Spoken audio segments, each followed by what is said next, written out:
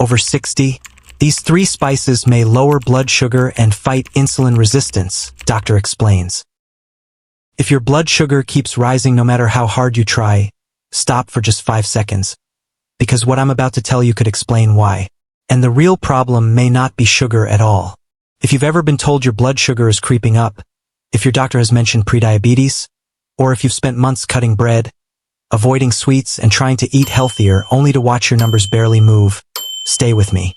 Because today, I'm going to show you 3 ordinary spices sitting quietly in kitchens right now that research has linked to healthier blood sugar, better insulin sensitivity, and lower inflammation. And one of them is probably already in your kitchen. But most people are using it completely wrong and getting almost no benefit. Before we begin, if you care about staying healthy, independent, and active after 60, take a quick second to subscribe to the channel. Every week, I share simple, science-backed strategies to help you protect your body, sharpen your mind, and enjoy more healthy years ahead. Think of this as having a doctor in the family who actually takes the time to explain things clearly. And before we go any further, I want to hear from you. What was your most recent A1C number or fasting blood sugar? Leave it in the comments below. No judgment here. We're all learning together. And I read your comments because it helps me understand what people are struggling with most. Now, before we talk about a single spice, there's something important you need to understand because if you miss this, nothing else in today's video will make complete sense. Most people think high blood sugar is simply caused by eating too much sugar. And while sugar matters, that's not the whole story. Let me explain it in the simplest way possible. Every time you eat, whether it's bread, fruit, rice, oatmeal, pasta, or even healthy foods, your body breaks those foods down into glucose. Glucose is simply sugar. That sugar enters your bloodstream, and then your pancreas releases a hormone called insulin. Now imagine insulin like a tiny key. Every cell in your body has a lock on the outside. Insulin's job is to unlock those doors so glucose can move from your bloodstream into your cells where it becomes energy. In a healthy body, this system works beautifully. You eat, blood sugar rises slightly, insulin unlocks the door, glucose enters the cells, and your numbers settle back down. Smooth, balanced, efficient. But here's what begins happening quietly as many people move into their 50s, 60s, and beyond. Those locks begin to rust. Slowly, quietly, year after year. Insulin arrives carrying the key, but suddenly the door doesn't open the way it used to. Your pancreas notices this and says, "Fine, I'll just make more insulin." So it works harder, sometimes twice as hard, 3 times harder, even 4 times harder. And for a while, your blood sugar still looks normal. That's the dangerous part. Because underneath the surface, your pancreas is working overtime like an engine running too hard every single day. Eventually, that engine gets tired. Insulin production starts dropping. And now you have 2 problems. The locks are still rusty, and now there are fewer keys. That is often the moment someone hears the words prediabetes or type 2 diabetes. But here's the question almost nobody asks. What caused the rust in the first place? The answer is chronic inflammation. And I'm not talking about the kind of inflammation you notice when you cut your finger and it swells. I'm talking about quiet inflammation happening silently inside your body every single day. You don't feel it. You can't point to it. But over time, it changes everything. Your insulin receptors become sluggish. Belly fat becomes easier to gain. Energy crashes become more common. Sugar cravings grow stronger. And suddenly, even when you're trying your best, your body still struggles. I remember a patient I'll call Rachel. Rachel was 68 years old. Extremely disciplined. She walked into my office one afternoon holding a small notebook filled with 4 months of meals. Every breakfast, every lunch, every dinner written down by hand. No soda, no candy, almost no bread, barely any desserts. She looked at me and quietly said, "Dr. David, I feel like I'm eating like a rabbit, but my numbers won't move." Her A1C had gone from 6.4 to 6.3 after months of effort. She felt defeated. But Rachel wasn't failing. She was simply fighting the wrong battle. She was only focusing on sugar and not addressing the inflammation and insulin resistance underneath. That's when we started talking about something surprisingly simple. Spices. And that brings me to spice number 3, ginger. Now most people think ginger is only for digestion or nausea. A little tea when your stomach feels upset. But honestly, that may be the least interesting thing ginger does. Because ginger appears to do something fascinating inside your muscles. And this matters more than most people realize. Your muscles, especially the muscles in your legs, are one of the largest sugar-burning systems in your body. Every time you walk, move, or stay active, your muscles start pulling glucose directly out of your bloodstream. That's one reason a short walk after dinner can lower blood sugar more than many people expect. Your muscles become like tiny vacuums pulling extra sugar out of circulation. Now here's where ginger becomes interesting. Ginger contains compounds called gingerols and shogales, which researchers believe may help muscle cells become more responsive to glucose. In simple terms, ginger may help your muscles become a little better at using sugar for energy, even on days when you're not especially active. And after 60, when metabolism naturally slows down, every small advantage matters. But ginger may also help calm inflammation, which means it may help reduce some of the rust affecting those insulin locks we talked about earlier. So while your muscles are helping clear sugar from your blood, ginger may also be helping create a healthier environment inside your body. Now you may be wondering, okay doctor, but how do I actually use ginger? Keep it simple. 1 cup of warm ginger water in the morning. Fresh ginger if possible. Grate about a teaspoon or use 1 thick slice and let it sit in hot water for about 10 minutes. Drink it before breakfast while your body is still in a fasted state. But be careful. Sweet ginger drinks and ginger ale don't count. Most of those are packed with sugar and may work against everything we're trying to accomplish. 1 simple cup. Consistently. That matters more than perfection. Now before we move to spice number 2, let me ask you something. Had you ever heard before today that inflammation and blood sugar are deeply connected? Type yes or a no in the comments because I genuinely want to know. Now let's talk about spice number 2, because this one works deeper. Turmeric. That bright golden spice you've probably walked past in grocery stores hundreds of times. But before we go any further, I need to clear up something important. Turmeric and curcumin are not the same thing. Turmeric is the spice. Curcumin is the powerful natural compound inside turmeric that researchers are actually studying.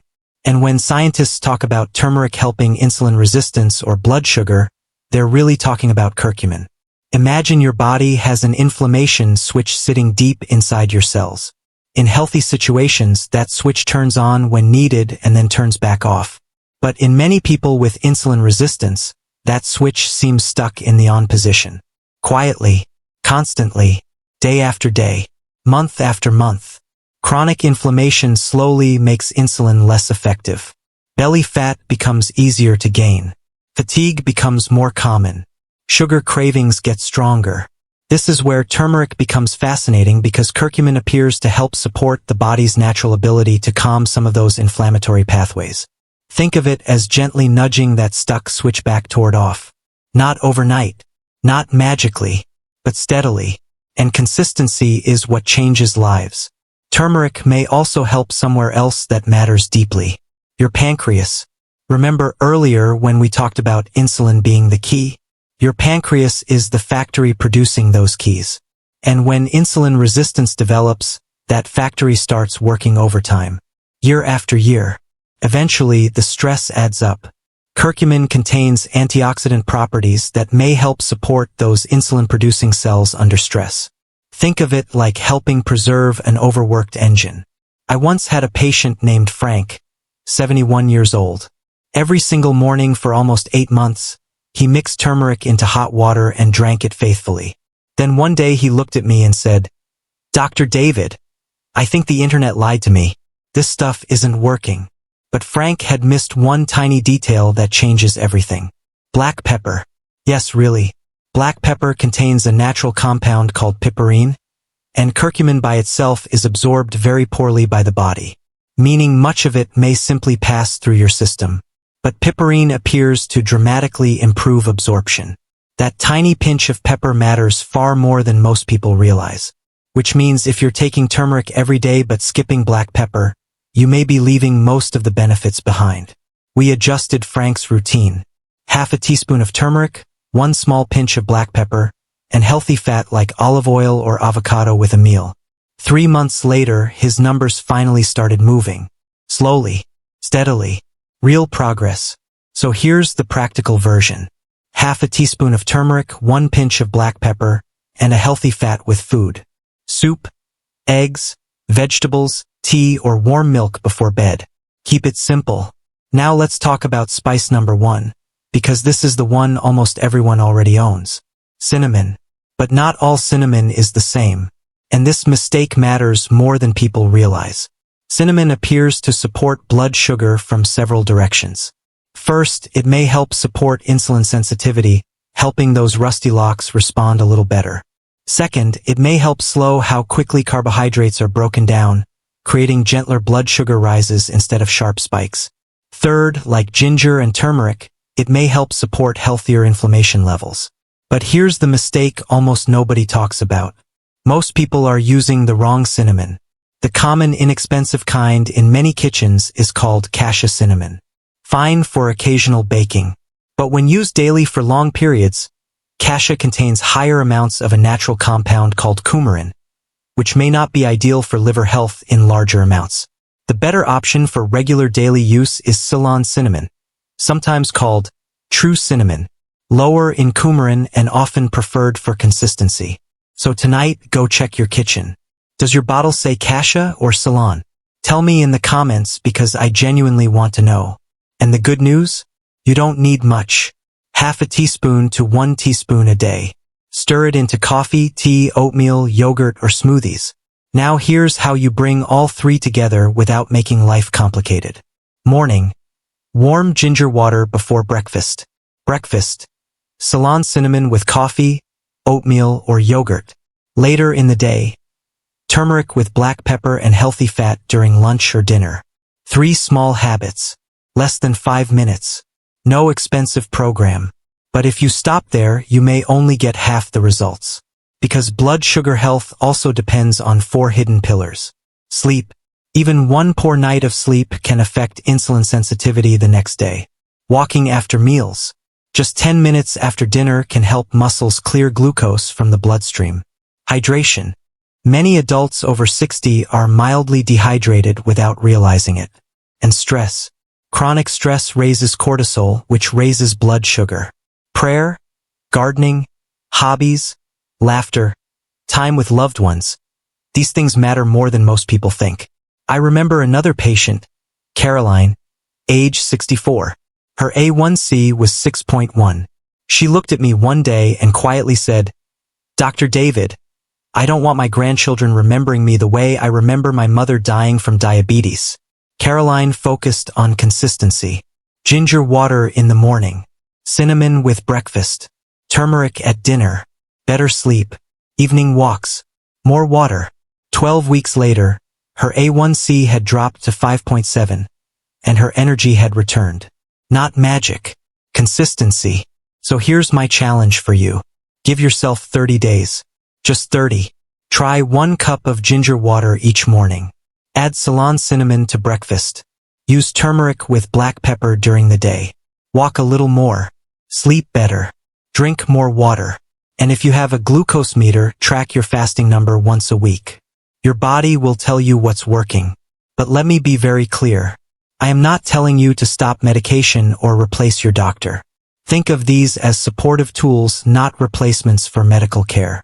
And next time you see your doctor, ask a simple question. Would checking my fasting insulin help us better understand how hard my pancreas is working? Now tell me in the comments which spice are you starting tomorrow. Type ginger, turmeric, or cinnamon so I know where you're beginning. And if this video helped you, subscribe and walk this journey with me.